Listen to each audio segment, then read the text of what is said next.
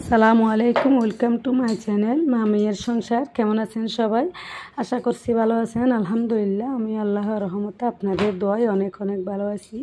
তো বন্ধুরা, এখন হচ্ছে সকালের টাইম। আমি চুলা বেজে নিচ্ছি, দেখতে পাচ্ছেন। এগুলো হচ্ছে সিদ্ধ করে ফ্রিজের মধ্যে রেখে দিয়েছিলাম। তো আজকে সকালে উঠে ফ্রিজ থেকে বের করে নিয়েছি। এখন হচ্ছে মশলাগুলো ভালো করে কষিয়ে নিয়েছি, দেখতে পাচ্ছেন। মশলাগুলো ভালো করে কষানো হয়ে গেছে।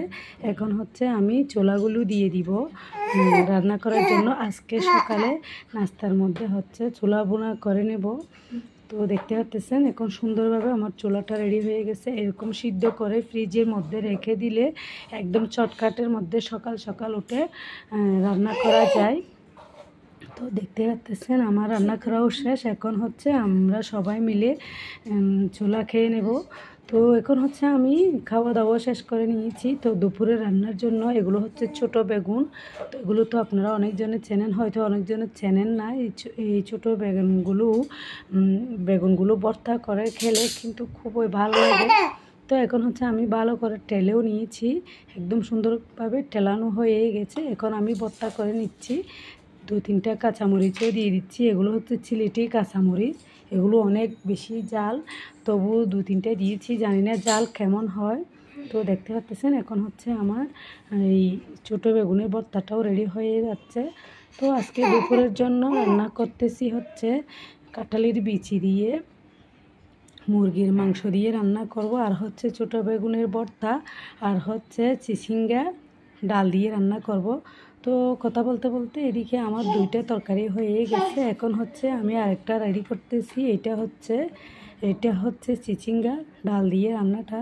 এখানে আমি রসুন, কাঁচামরিচ, পেঁয়াজ সবগুলো ভালো করে কষিয়ে নিচ্ছি। তো এখন কেটে রাখা চিচিঙ্গাগুলো ভালো করে ধুয়েও নিচ্ছি।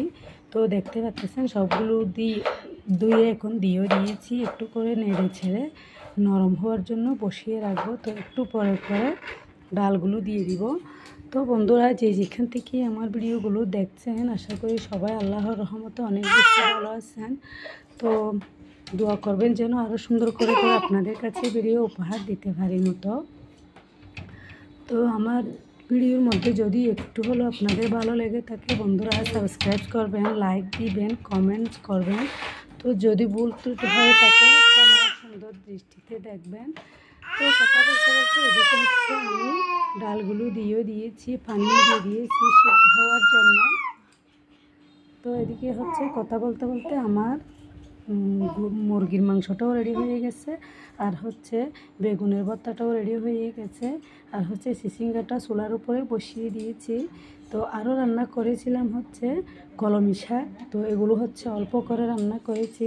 কলমি শাকটা খেতে আমার খুবই ভালো লাগে, এই জন্য তো ভাতও বসিয়ে দিয়েছি অন্য চুলার মধ্যে। সবগুলো তরকারি রেডি হয়ে গেছে, ভাতও বসিয়ে দিয়েছি। তো বন্ধুরা, ভিডিওটা বেশি লম্বা করবো না, এতটুকুর মধ্যে সবাই সুস্থ থাকবেন। আসসালামু আলাইকুম, আল্লাহ হাফেজ।